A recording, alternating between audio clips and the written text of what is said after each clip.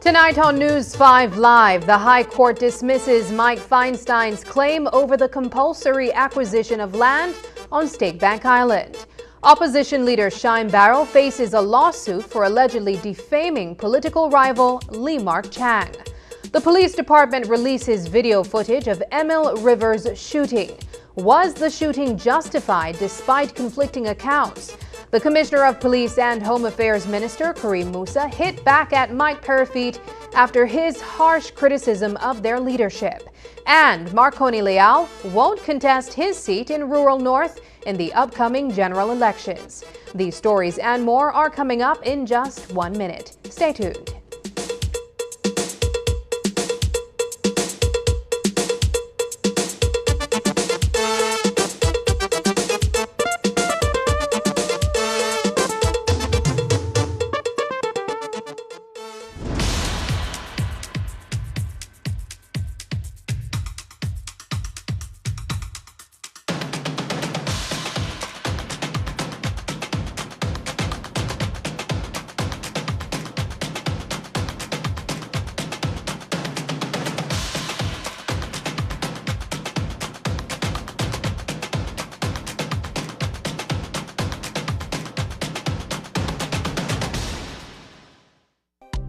Cooking just got easier with Kent Oils, your go-to choice for every dish. Available in 3 sizes and 3 great options: vegetable, corn, or canola oil. Perfect for frying, baking, sauteing, or grilling. Kent Oils deliver the quality you trust with a clean, natural flavor for all your cooking needs. Conveniently available at stores near you. Exclusively distributed by Unitex Company Limited.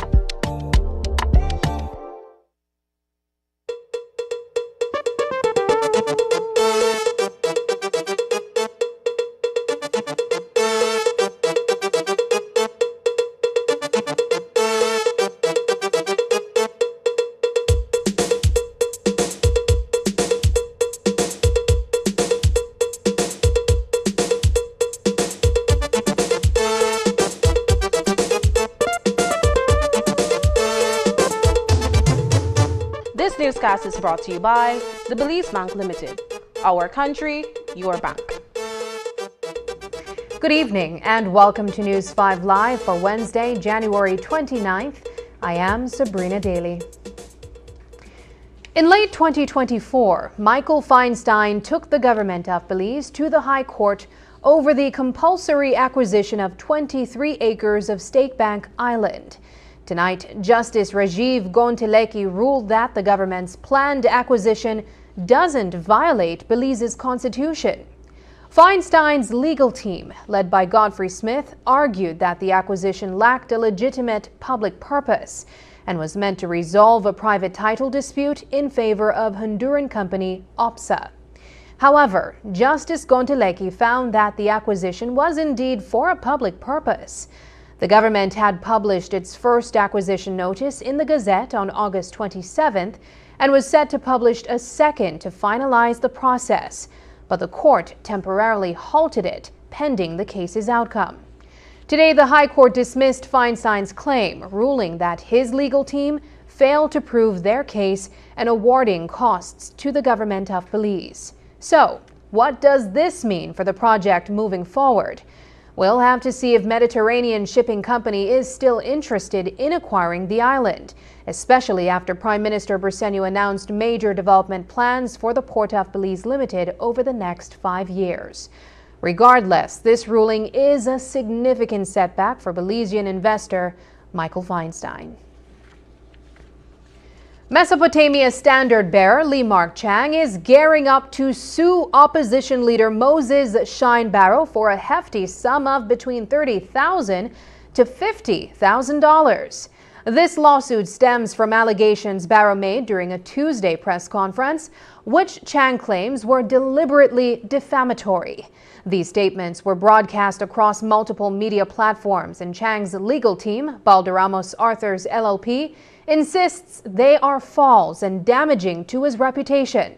Chang, who is Barrow's direct rival in the upcoming general election, believes the statements were made to sabotage his political ambitions. The legal team's letter demands an apology from Barrow, stating, quote, "You are hereby advised to promptly and immediately publish an apology to our client in terms to be agreed by our office." The said publication is to be given the same publicity as the defamatory statements you published, end quote. Additionally, the letter demands a payment of $5,000 to be delivered to the legal team's office, warning that this amount will increase if the matter goes to court. 24-year-old Emil Rivers is still in the hospital with injuries to his abdomen and back after being shot by a police officer during an armed standoff last weekend. The incident took place on January 25th in Independence Village, southern Belize. Rivers allegedly assaulted Inspector of Police Michael Rosado, who noticed him appearing intoxicated and carrying a large knife. After a scuffle, Rivers was taken to the Independence Police Station but managed to escape custody. Officers pursued him, and when they caught up, Rivers was wielding a machete. During the confrontation, Officer Sheldon Arzu shot Rivers twice. PC Arzu, who was previously discharged from the Belize Police Department after a deadly shooting in 2003 and served 13 years in prison, was later reinstated. Tonight, we'll show you the encounter that led to Rivers' injuries, along with comments from Home Affairs Minister Kareem Musa and Commissioner of Police Chester Williams.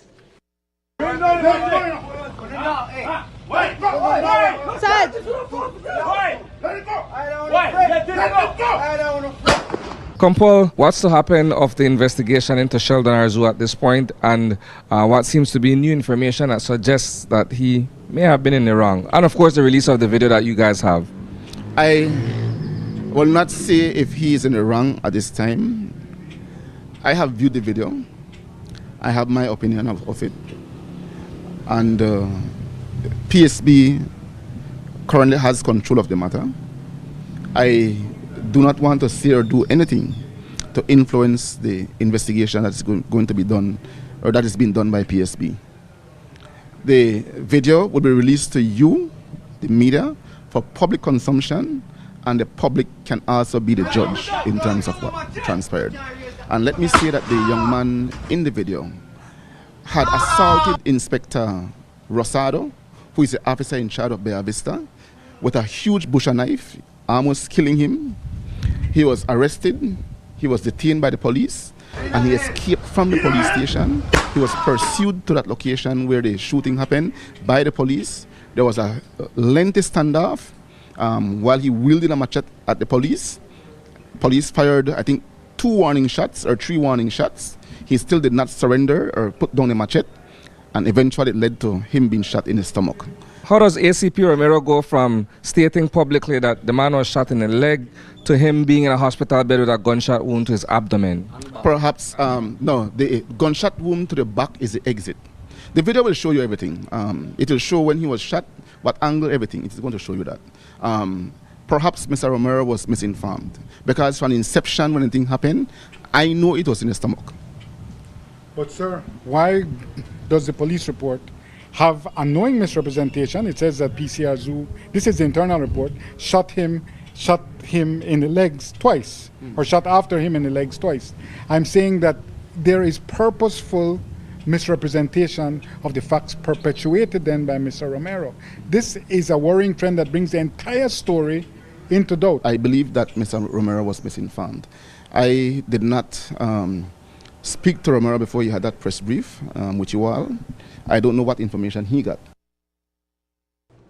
But why was Sheldon Arzu back in uniform as a law enforcement officer after being convicted of manslaughter and serving 13 years for a shooting death inside a police station?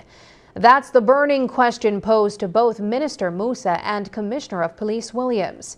But first, let's hear from the Minister of Home Affairs on why the video of Rivers' shooting was released to the media.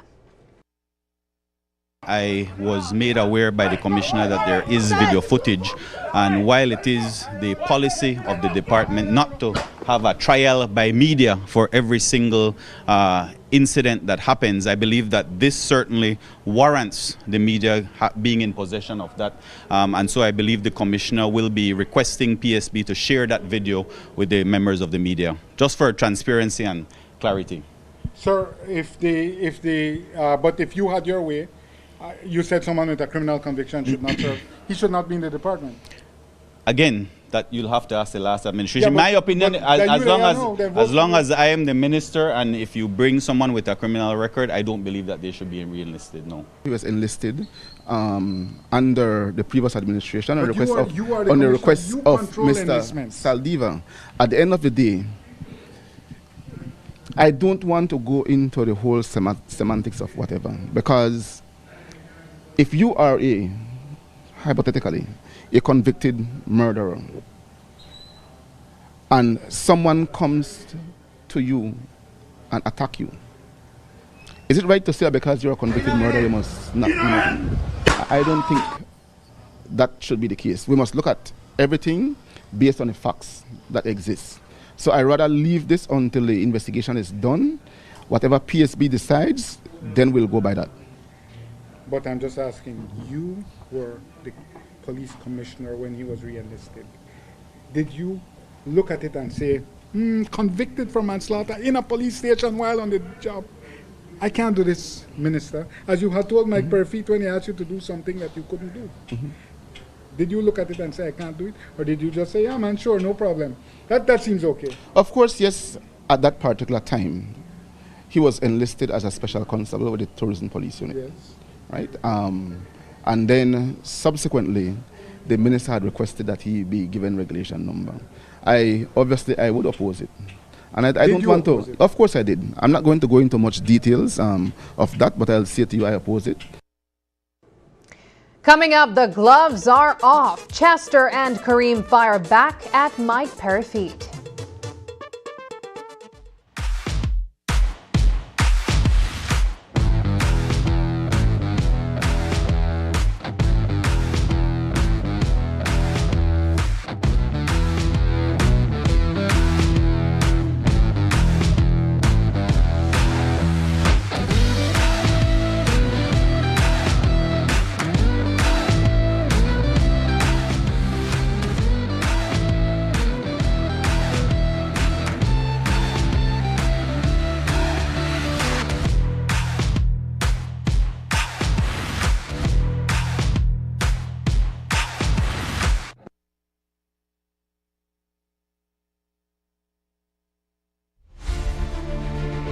Energy powers our lives, and now we're powering a sustainable future together.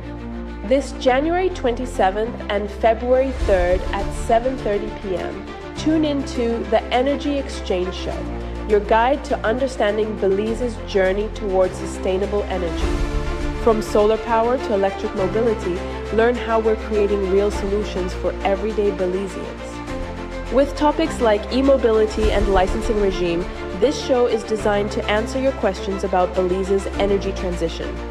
Join us to see how we can all play a role in building a brighter, cleaner Belize.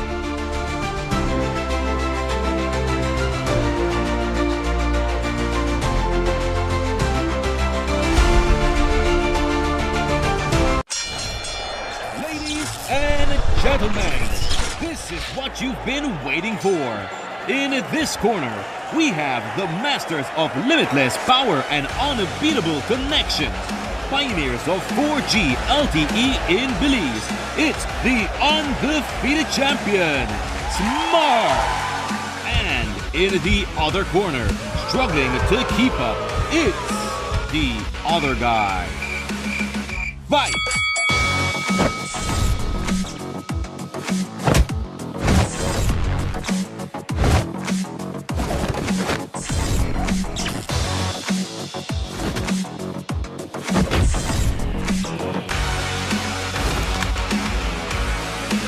Tired of getting blow after blow from a plan with the other guys? It's time to tap out and join the winning postpaid plan provider. Smart's postpaid plans are a total knockout to the competition, and they have once again powered up their postpaid plans. Sign up for one of Smart's boosted postpaid power plans today and experience the victory of superior service. Smart, bringing people together. The Social Security Board, in collaboration with the Labor Department, takes this opportunity to remind insured persons of the requirements for compensation when on sick leave. Any employee who has worked with an employer for at least 2 months is entitled to 16 working days of sick leave with full pay every year. This is how it works. Upon approval of a sickness or injury benefit claim by SSD, 80% of the employee's weekly insurable earnings is paid as a Social Security benefit, and the difference in the employee's salary is paid by the employer. This is to ensure that the employee does not suffer any loss of wages when ill. After 16 days, compensation for sick leave is paid as a Social Security benefit only. Some conditions apply. This message is brought to you by the Social Security Board and the Labor Department. Social Security Board, safeguarding you, your family, your future.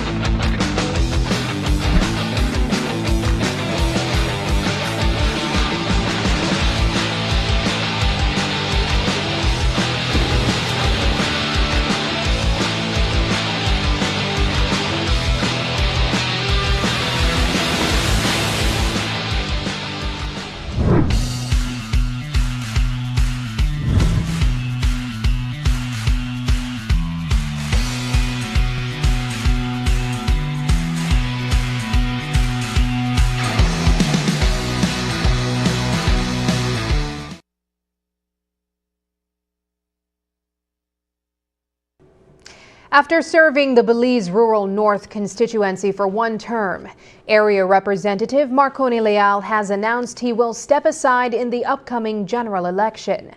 According to a press release from the People's United Party, PUP, Leal made this decision after discussions with his family, the Belize Rural North Executive Committee, and the PUP leadership. While the release didn't specify the reason, it mentioned that Leal wants to focus on personal matters.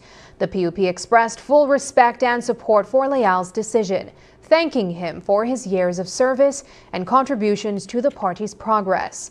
The release also mentioned that the PUP will select a new standard bearer in full consultation with the Belize Rural North Executive.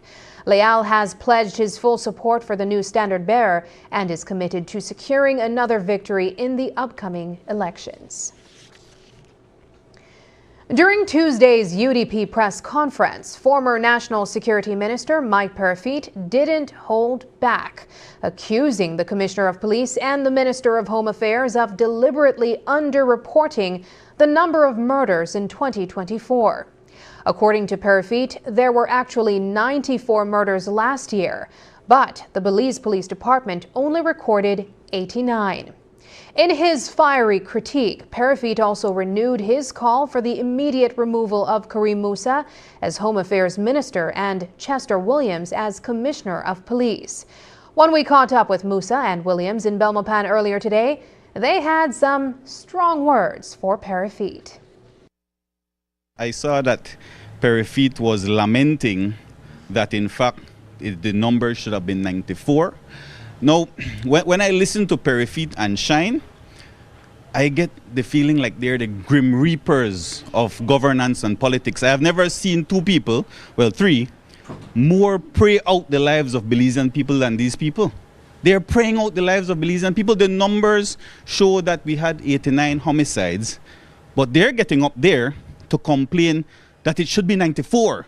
We want more people dead in our country, like when they were in power, 145. There is no false information being put out by the... Sorry, you said 89 and 94. There is no false information put out by the department.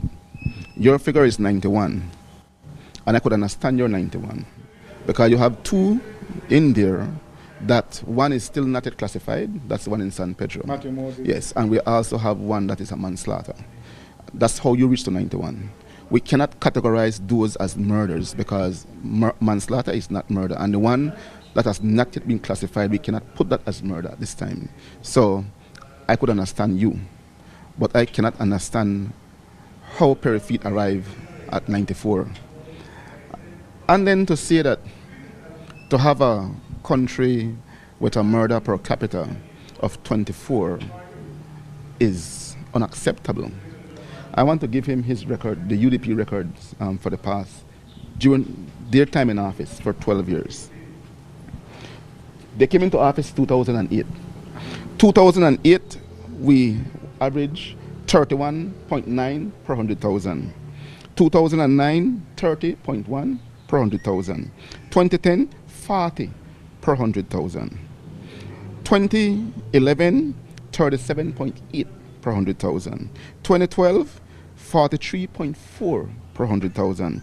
2013, 29.0 per 100,000. 2014, 35.2 per 100,000. 2015, 33.4 per 100,000. 2016, 37.9 per 100,000. 2017, 38.2 per 100,000. 2018, 37.8 per 100,000. 2019, 34.7 per 100,000. 2020, 26.0 per 100,000. Now, under the current administration, 2021, 31.3 per 100,000. 2022, 28.4 per 100,000. 2023, 21.5 per 100,000. And 2024, 21.7 per 100,000. So even if you want to put it at 24, it is still far better than what existed during the UDP 12 years in office. In response to Perry Feet, the Commissioner of Police highlighted evidence showing that serious crimes, especially murders, have significantly decreased under his leadership. He also took aim at Perry Feet's claims, challenging the notion that the UDP will magically solve the country's crime issues if elected. I will tell you, I'm not going to say that I am the best, but I can say to you that since I became the Commissioner of Police, I have worked tirelessly, and you know this, to guide my officers, work with the public with a view to reduce crime. And if you want to be honest, you can do the research, and your research will reveal that under my tenure as Commissioner, crime, particularly murders, have fallen. That is the facts is that, they're not me. The numbers will say that to you. So for Perry Feet to say that if they were to be elected, they were going to find a leader who is going to this, and they were in office for 12 years. How they couldn't find that leader who could have done what they said they'll do now? And they expect that the public is going to believe what they're saying. They were given ample opportunities. On Tuesday, the United Democratic Party, led by Moses Shineborough, held a press conference at their headquarters to highlight what they see as the Bersenio administration's failures. One of the speakers was UDP Chairman Michael Perry Feet, a former National Security Minister and the party's current Shadow Minister of Home Affairs.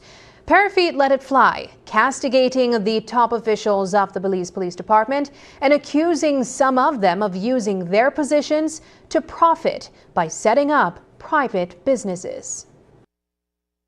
We must also address a disturbing trend among certain high-ranking officers.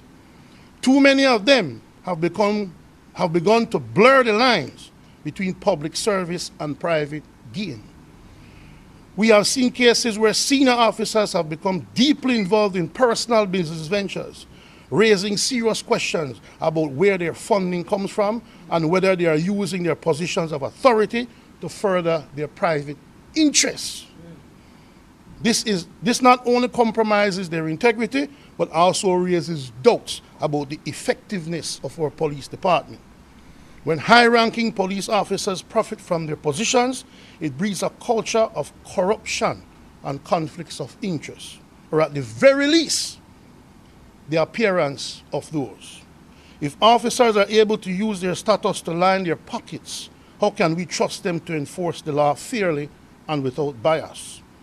How can the people trust that their safety comes first when the pursuit of personal wealth seems to come before public service for some senior police officers?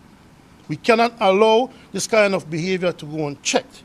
It is imperative that we establish independent oversight mechanisms to hold our police department accountable. We must demand full transparency from the highest levels of leadership in our department and ensure that there are no conflicts of interest. Our police department must serve the public, not personal agendas. Responding to Parafit's remarks about senior police officers running side businesses, Kampal Williams and his political boss acknowledged that they don't see an issue with officers having private ventures, as long as it doesn't interfere with their responsibilities to protect and serve. Commissioners of police, deputies, assistants, even low-level police constables have private businesses. We are not going to go down a road of restricting police officers from having a business. Now, that business obviously has to be legitimate. They obviously have to maintain their reputation in carrying out their business. That is what is important. You have to look at that. If they're swindling people, I fully agree with you that they should not have a business of that nature and remain police officers. They should come out of the department. Honestly, if a person wants to venture into a business that is going to be honest and transparent, then there is nothing wrong with it. I could have opened a law firm and have a law firm running while I'm the commissioner of police. That would be such a conflict, though. Thank you very much. That would certainly be a grave conflict of interest. So I dare not do that. Who exactly is the Commissioner of Police's political boss? That was the million-dollar question posed to the Minister of Home Affairs earlier today, hinting that Kampal Williams might only be answerable to Prime Minister John Bersenio. Here's how Kareem Musa and Commissioner Williams responded to that intriguing query. I don't know where you get the notion from that I do not want to answer to Kareem, because that is not true. Myself and Minister Musa have a very, very good working relationship. There's absolutely no issue. I can say in front of his face and behind his back, he is one of the best ministers I've worked with. Parafit was good too. I will give that to Parafit, because the truth is, if I were to be told by another minister to do certain things that I believe is wrong, if I go to Parafit and say, he would say, Kampal, if you don't feel it's right, don't do it. And Kareem is just like that, right? So I will say to you that we have that respect for each other and the cordial relationship in terms of how we work. My point is that you make it seem as though whenever the commissioner speaks or whenever he makes a decision, he has to call myself or the Prime Minister, which he does not. And so you have to remove that blurred line, because there has to be a clear line, and not politicize the role of the Commissioner of Police, which I think that is what you're trying to do. But at the end of the day, we work well, both myself and the Commissioner and the Prime Minister and the Commissioner. And so to say he's answerable to any of us, I think that's poorly phrased. After the break, Ryan McCulloch walks from attempted murder charge. But first, here's the latest weather update from the Belize Met Service.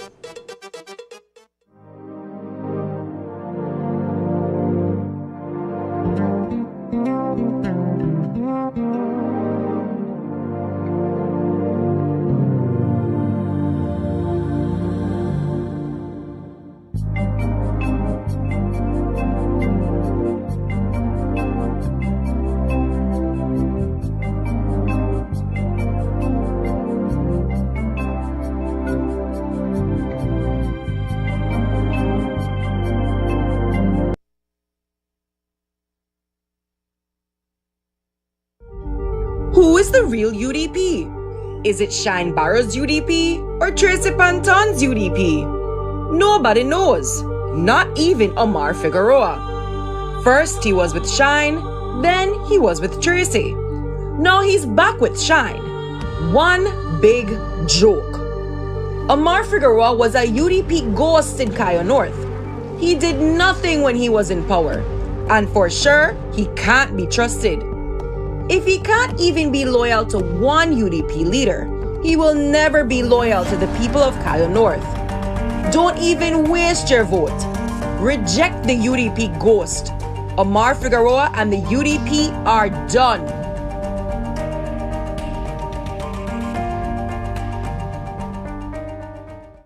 Digi is bringing the power of connectivity to every corner of Belize with our Digi on-the-go mobile store. Ma, Digi dia. Digi dia? Don't say. Sign up for the fastest, most reliable home fiber service, purchase the latest device, or explore our wide range of services. This one-of-a-kind mobile store has it all. Our dedicated team brings the same high-quality in-store experience to you, ensuring you stay connected with friends, family, and the world. You guys bringing the mobile here, it's really helpful, saving a lot of money for people going from the town, especially like in Punta Gorda, which is 25 miles away from here, which will cost a couple dollars for them to reach there. So having these caravan here, it's a lot easier, it's a lot cheaper, and you know, people are taking advantage. As you can see, we have a lot of people coming out today to purchase some of these devices, top-ups and even postpaid that they're eager to have, no? Digi is connecting Belize one community at a time. Look out for the Digi on-the-go mobile store with exclusive deals and offers in a community near you. Follow us on our Digi Facebook page to see where we will be next. Digi, our national telecom. The streetlight implementation plan is to replace the high-pressured sodium lights, better known as HPS lights. These HPS lights will be replaced by the LED lights. Therefore, LED street lights advanced optics can fine-tune the distribution of lights, ensuring better coverage of the roads, roundabouts, parks, businesses, public area, homes, etc. The feedback have been great. We get positive feedback from the community when it comes to the improved brightness and light quality which LED provides by means of visibility and safety, especially at night. Before the LED lights was installed, it was kind of dark, you know. Most of the time I did have to look and check. But with the LED lights now, you can see from far. I like it because it's a nice bright light, because the customer feel much safer to come to the shop. From the LED lights now that BL had put, it improved a lot. Well, the difference is that they look way far clearer. Well, I must say thanks again to BL on this one, because actually our nice improvement also. It bring up the mahogany, because the mahogany is one of the active streets in Belize City, and also I live back at Gongolong, and when I come off work, it's just a bloom. Nice for me now. When I come home at night, I can see clearly. The main objective this year is basically to change out 16,000 HPS lights. So the street light replacement will occur at every respective zone. For example, Central, Belize District, North, Orinjoa, Corozal, West, Cayo District, South, Tancreek District, and Toledo District. We have started some years back with the street light replacement project, and the 16,000 will account for the 100% that we need to complete on the distribution system. Bringing you a brighter tomorrow. A man facing an attempted murder charge has walked free for the second time. On Monday, 26-year-old Leroy Thomas Bardales, well known to the police and courts, was released after the Crown stated there wasn't enough evidence against him. Bardales was accused of attempting to murder 19-year-old Melroy Pelayo, who was shot and injured on March 8, 2019, while walking with friends during a power outage on Rio Bravo Crescent off Faubers Road. Justice Candice Nanton told Bardales he was free to go, as the Crown was dropping the case. Bardales was initially arraigned at the Belize City Magistrates Court on March 12, 2019, and remanded on 3 criminal offenses, including attempted murder. In November 2024, Bardales also walked free from murder charges. According to police, Pelayo was shot in the leg by one of two youth on bicycles. This led to Bardales' arrest and charges of attempted murder, use of deadly means of harm, and wounding. Police believe the shooting stemmed from a dispute on the Faubourg Road area. On November 12, 2024, Bardales was acquitted of the murder of Ricky Nelson Miguel, who was shot and killed on September 7, 2020 on Faubourg Road. The case fell apart because one of the Crown's witnesses refused to testify and the other couldn't be found. Another man has walked free after his case collapsed in the High Court. Nearly 2 years after being charged with attempted murder of a man and a minor, 23-year-old Ryan McCulloch is now a free man. The victims, Harrison Parks and his then 16-year-old cousin, refused to testify against their alleged shooter in front of Justice Derek Sylvester. The trial was set to begin on Tuesday, but the Crown's efforts to get the victims to testify, including 4 visits, were unsuccessful. As a result, the prosecutor had to enter a nolle prosequi, dropping the 2 counts of attempted murder against McCulloch. The shooting incident occurred on Valentine's Day, February 14, 2023, at the corner of Edwin Parks Avenue and Billy Webb Street in the Lords Bank area. Parks was shot in the right thigh, and his cousin was shot in the abdomen. Around 8:30 p.m., Parks, the intended target, was walking on Edwin Parks Avenue when a gray car drove by and an occupant opened fire. The motive for the shooting remains unknown. Police reported that Parks refused to cooperate with their investigation, and his cousin stated she couldn't recognize the shooter and wouldn't be able to identify him again. McCulloch, who lived in the Lords Bank area at the time, now resides in Cayo. Did the Minister of Home Affairs miss the mark on his Plan Belize manifesto goal? When the People's United Party campaigned for the 2020 general election, they promised to boost the Belize Police Department's ranks to at least 4,000 officers. However, they are still far from reaching that target. Here's how the minister responded to this observation.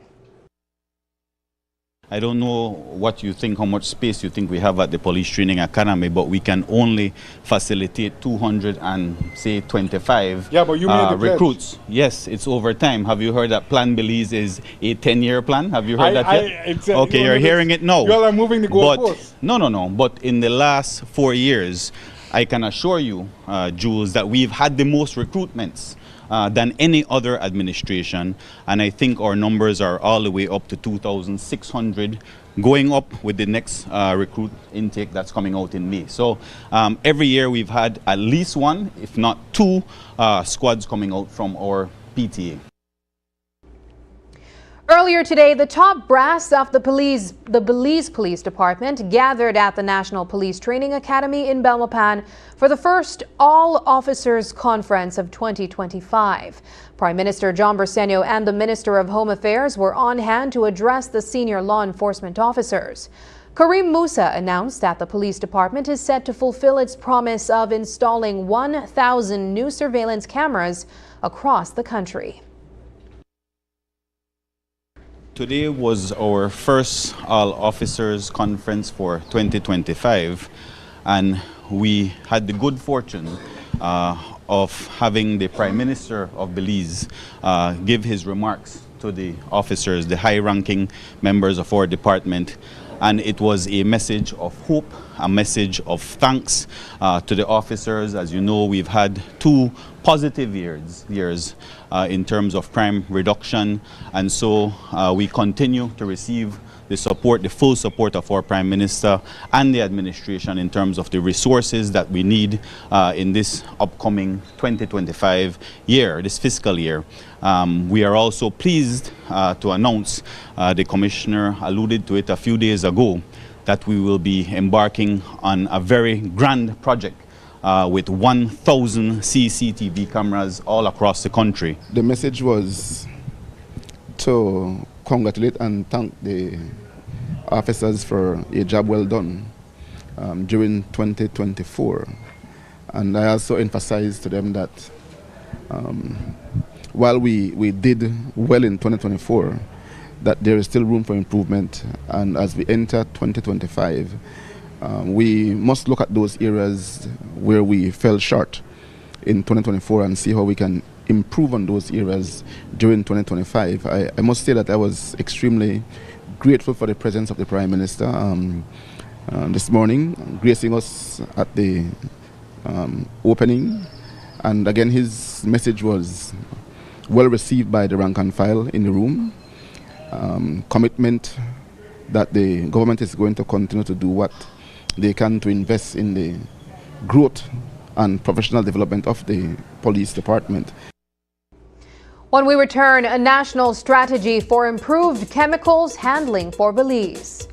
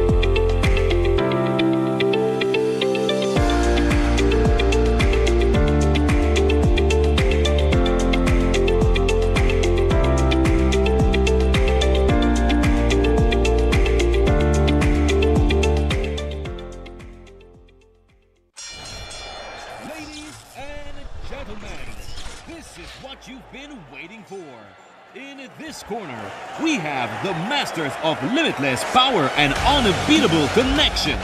Pioneers of 4G LTE in Belize. It's the undefeated champion, Smart. And in the other corner, struggling to keep up, it's the other guy. Fight!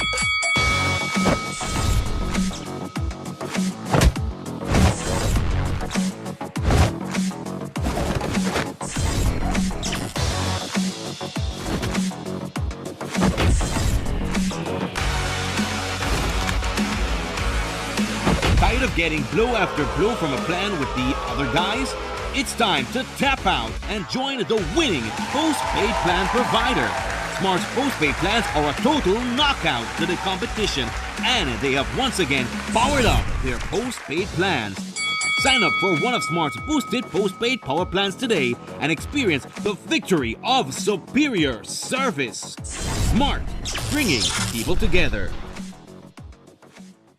Design Depot, your all-in-one destination for transforming your living spaces. Explore the world of GE with our selection of cutting-edge appliances for functional, convenient, and modern living. Find solutions for every paint project, from home to industrial, with our extensive selection of Sherwin-Williams paints and coatings. Safeguard your home with the durability of our weather-resistant windows and doors. Elevate your kitchen and bath with the timeless elegance of Kohler sinks and faucets. Transform your space with our constantly refreshed tile inventory, always embracing the latest tile trends. Design Depot, all in one place. Today, a diverse group of industry representatives and companies that use chemicals came together for a workshop focused on improving chemical management. The goal? To develop a national strategy that ensures Belize meets its commitments to 4 key environmental conventions on managing chemicals that can turn into pollutants.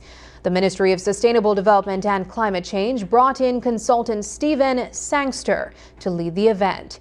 Chief Environmental Officer Anthony Mai emphasized the importance of proper chemical management for a healthy environment and hinted at upcoming legislation to regulate this area. News 5's Marian Ali was on the scene and filed this report. Today, representatives from various agencies and industrial companies gathered for a workshop that examined how Belize handles chemical waste. Chief Environmental Officer Anthony Mai explained that once chemicals are used, they turn into waste. It's then up to the Department of the Environment to make sure this waste is managed properly so it doesn't harm the environment or our health. Chemical has the capacity to create significant environmental harm and human health related harm. And so it is important for the Department of Environment to put, activities, measures in place to be able to reduce the negative impact that chemicals could have on the environment and to human health. Today we're here because we've hired a consultant to kind of develop the base tool that we would need in order for us to kind of guide our directions forward. And so we have, again, key institutions here because chemicals basically stretches across all sectors. Chemicals is used at the household level, it is used in the health sector, it is used in the agricultural sector, it is used by academia, it is used by the private sector, so it involves all sectors. Belize is already recognized as a trailblazer in the Caribbean and Latin America. To keep up the momentum, the ministry has brought on board Stephen Sangster, a chemistry lecturer from UB, as a consultant. His mission? To lead the charge in creating a solid framework for new legislation that ensures proper chemical management. Belize is actually one of the leaders in the region when it comes to implementing these agreements. We have a lot of laws and frameworks in place. We do have some reports that we've done, but there's more we can do. Sangster emphasizes that as environmentalists and the legal team work on updating the legislation, it's crucial to launch an education campaign. This campaign would teach people how to properly handle and manage the chemicals they use every day. One of the main things that Belize has done is sort of phased out a lot of the very persistent chemicals that stay in the environment for long periods of time. We're making sure we're not producing it in country, that they don't come into country, but there are a few that we're managing as we go. Things like mercury or DDT that we use to control malaria, those chemicals are useful in our current climate, but what we want to do is make sure everybody is aware of how to best manage the use and the sort of day-to-day interaction with these chemicals, and how do we dispose of it when we're done with it, making sure it's not leaking into our environment. There are a lot of information out there that these agreements have provided some technical assistance in how do we manage these chemicals. Mai points out that although Belize has a solid track record in managing chemical waste, there are new areas the global community is aiming to improve. That's where we need to direct our attention. Currently there are some major international agreements that Belize are signatory to. For example, is the Basel Convention, the Rotterdam Convention, the Stockholm Convention, the Minamata Convention, and then recently there is the Global Framework on Chemicals Management.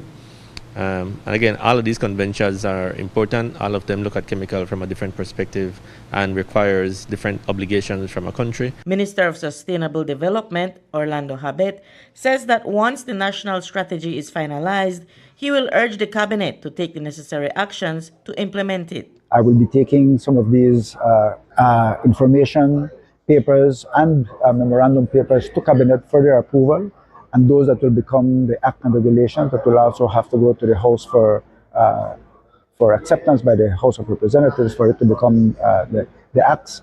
But also because I think that very important for us is that we comply, but also because compliance is also providing the human health, the wellness that we need in our country. And as I mentioned, both for agriculture, but also for human health, and in the broad sense for the environment. The Department of the Environment keeps a close eye on things, and when they spot violations and find those responsible, they don't hesitate to take legal action against the offenders. Reporting for News 5, I'm Marian Ali. Leader of the opposition Moses Shine Barrow claims that if the Bersenio administration gets a second term, they will hit citizens with a barrage of new taxes. He warns that up to 5 new tax regimes could be introduced, a move he says is a stark contrast to the policies under the previous Barrow administration. So if a bullet doesn't kill you, the cost of living and all of these new taxes will. During the Barrow administration, we never raised taxes for those 13 years. But Bersenio, the Bersenio doctrine, if you are not aware, a vote for this PUP government in the coming general elections will result in at least 5 new taxes and increase taxes. We have the village trade tax, where all ministers in cabinet voted for the passage of the new trade license bill that now taxes roadside vendors, yard cleaners, runman, everyone trying to get into the economy. Now imagine this from a prime minister, a minister of finance, and a cabinet that boasts of record economic growth. Why are they going after those struggling to enter into economic productivity? Barrow also highlighted a few specific taxes that are reportedly on the horizon, including a national health insurance tax, a garbage tax for Belize City residents, and a hike in the hotel tax. He assured voters that if the UDP is elected, they will not implement any of these taxes. You have the NHI tax, which my colleague, Brother Pereira, is going to go into as the Shadow Minister of Health. John Bersenio's pay-as-you-earn NHI tax will be deducted from your pay, just like income tax. So while for 13 years under the Barrow administration, you saw none of these taxes, the People's United Party continues to give you less, but wants to tax you more. You have the pension tax, where no money will be deducted from pensioners to pay towards NHI. This is the complete opposite of free healthcare, but as I said, my colleague, Mr. Pereira, will expand in great detail about the scam that is NHI, which is one of the first things we will fix in our 100 days as the next government of Belize, to ensure that NHI is public and works for the Belizean public. We have the city garbage tax.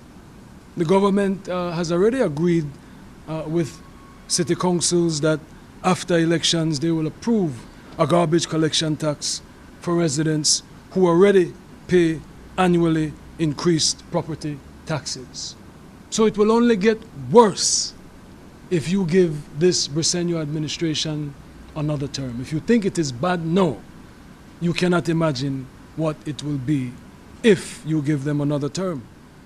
And the UDP is here to tell you, if we are given the privilege by you, the Belizean people, we will not implement any of these taxes.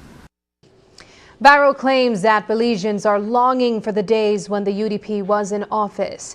He argues that more businesses are closing down under the Bersenio administration compared to the 13 years the UDP was in power. Barrow also boasted about the record low inflation rates during their tenure. The people are yearning for the practical, common sense policies implemented by the UDP that saw our economy grow by 4.5 in successive years, GDP. Keep inflation down to 1%. We went as low as 0.5%. We created opportunities for all. You didn't have Smiling Meats and Hofios and Santiago and all of these people going out of business during the Barrow administration. And most importantly, we made sure the guardrails were there for the vulnerable, for the people in need. Because it is not that Belizeans want a handout. Belizeans want and need a government that will do their sworn oath of office. The people did not ask us to serve them. We asked the people of Belize to be area representatives. The People's United Party begged for the job that they have. And it is up to the opposition and up to the people of Belize to hold them accountable for the promises that they made and for the failures that they have delivered to this country. Up next, Philly the Jaguar arrives safe at Milwaukee Zoo.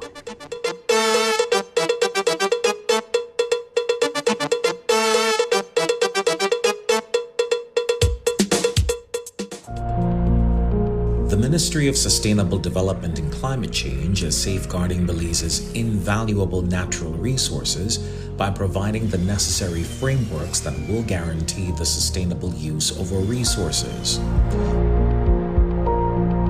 We play a crucial role in regulating sustainable harvesting, use, and management of Belize's resources, which is essential not only for constructing our homes, but also for creating jobs and fostering economic growth in our country. We are ensuring long-term forest management and conservation efforts that will positively impact the environment for sustainable Belize today and for generations to come.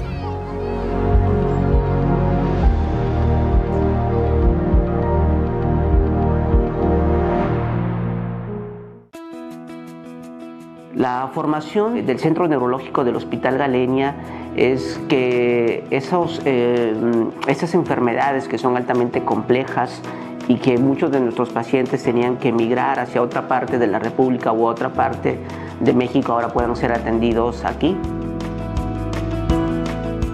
La atención quirúrgica en el centro neurológico se forma dentro de un grupo multidisciplinario que incluye tanto neurólogos, médicos internistas, ortopedistas, neurocirujanos, pediatras. Y este esfuerzo que se ha realizado para conjuntar todos los especialistas es para siempre brindar al paciente un abordaje multidisciplinario y transversal. Evidentemente, mientras más rápido podamos llegar al diagnóstico de los pacientes, más rápido podemos tratarlos, resolverlos y por ende mejor resultado vamos a tener al final. Entonces creo que la prioridad y el fundamento principal de un proyecto como este es justamente eso, que no se pierda tiempo de forma innecesaria para poder al final del día llegar al mejor de los resultados con un tratamiento completo, integral y oportuno. Y las visiones desde diferentes perspectivas nos permiten tener pues el mejor tratamiento y la mejor opción para el paciente. Tenemos la capacidad técnica, operativa, profesional y la infraestructura de poder establecer una atención neurológica de alta calidad.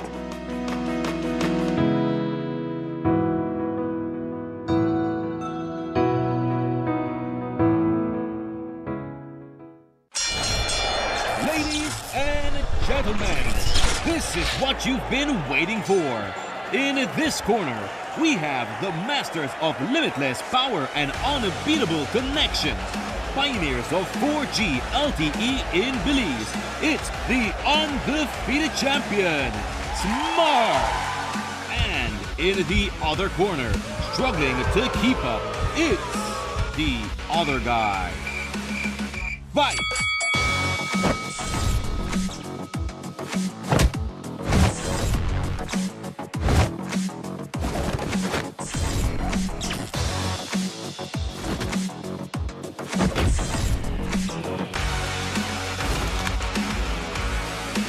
Tired of getting blow after blow from a plan with the other guys? It's time to tap out and join the winning postpaid plan provider. Smart's postpaid plans are a total knockout to the competition, and they have once again powered up their postpaid plans. Sign up for one of Smart's boosted postpaid power plans today and experience the victory of superior service. Smart, bringing people together. Unwrap the joy of crystal clear picture and sound from Aiwa, the brand that offers you affordability and exceptional quality. Aiwa has a wide range of exceptional products to choose from, such as TVs, speakers, headphones, home appliances, and much more at affordable prices that won't break the bank. Enhance your audio-visual entertainment experience with Aiwa, and for your convenience, parts are readily available in country for hassle-free maintenance. You can find Aiwa products at your local electronics store countrywide. Choose Aiwa, the best in home entertainment and household appliances. Philly the Jaguar has safely arrived at the Milwaukee County Zoo in Wisconsin. Earlier this month, the Belize Zoo announced that Philly, one of their female jaguars, would be transferred as part of the jaguar species survival plan, a program designed to maintain genetic diversity among jaguars in captivity. Philly was rehabilitated in 2019 through the Human Jaguar Conflict Program after being classified as a conflict animal. These jaguars often struggle to compete for food and territory, leading them to prey on livestock and risk being shot or poached. After landing in Miami, Philly was driven to Wisconsin after arriving on the evening of January 23rd. The Milwaukee County Zoo shared on social media that Philly is adjusting well, eating, and seems comfortable with her care team. Philly has been paired with Frankie, the male offspring of Pat the Jaguar, who was transferred to the zoo from Belize in 2008. For the next 2 days, teachers from all over Belize are diving into an exciting training program hosted by the Institute of Creative Arts. The goal? To get kids pumped about performing arts. In collaboration with the Ministry of Education, the Institute has brought together secondary school teachers, equipping them with the tools and techniques to inspire teenagers to explore music, drama, and dance. Today, News 5's Brittany Gordon was at the Bliss Center for Performing Arts to capture all the details of this fantastic educational opportunity.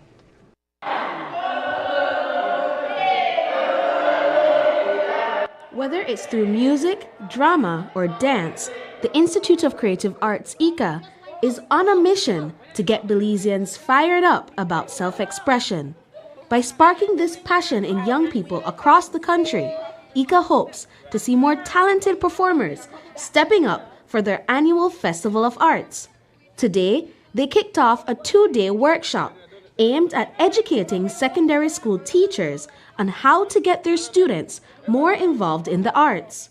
Crisel Gabriel Moro, the dance facilitator at ICA, shared the goals of this exciting training. Festival of Arts has been here since the 90s. The workshop is to help educate the teachers to properly train the students in order to come and give a full performance on stage in the areas of drama, in the areas of music, in the areas of dance, how to put together all of these items, how to differentiate between the different styles and techniques and genres, and give them all the knowledge that we can possibly do to give better performances when they come on stage.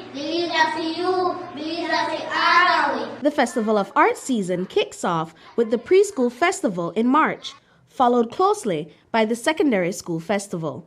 ICA Director Kim Vasquez is hopeful that this training will build capacity and encourage more high school students to participate. Participation is always good across the board, from preschool, primary and secondary. We want students to grow in the Festival of Arts.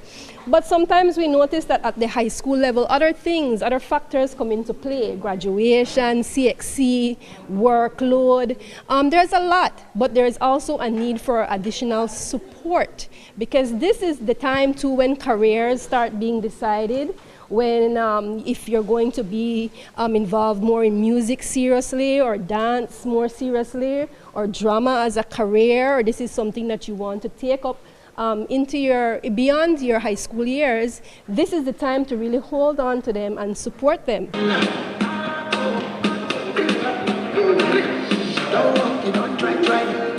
In just 2 days, teachers are diving into intensive training in various art disciplines, guided by professional performers.